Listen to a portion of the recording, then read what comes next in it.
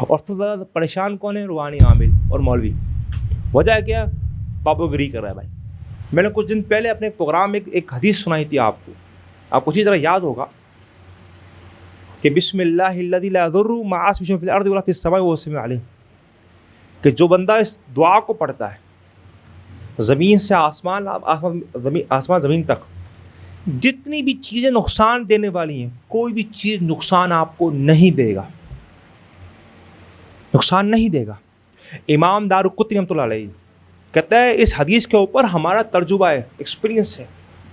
ہم نے باقاعدہ اس کا مشاہدہ کیا. جب تک میں دعا پڑھتا تھا مجھے کسی چیز نقصان نہیں دیا. وہ تو ایک دفعہ میں مدینہ گیا ہوا تھا، تو مدینہ کے اندر رات کو کسی چیز نے مجھے ڈس لیا. امام دارقطنی فرماتے ہیں کہ میں سوچ میں پڑ گیا کہ آج میں نے کون سی غلطی کی، اور یاد آیا کہ آج میں دعا پڑھنا بھول گیا. کون سی؟ یہی بسم اللہ الذی لا یضر. آج دعا پڑھنا بھول گیا بھائی. کہتا ہے میں دعا کو بھولا ہوں، پچو نے ڈسا. جب تک پڑھتا تو کچھ ہوتا نہیں تھا. تو آج ہم دعائیں بھی پڑھ رہے ہیں، اذکار بھی پڑھ رہے ہیں، نمازیں بھی پڑھ رہے ہیں، عبادات بھی کرنا، اللہ سب کچھ مانگ رہے ہیں، اس کے باوجود بھی ہم کیا ہیں؟ بیمار ہیں، تکلیف میں ہیں، درد میں.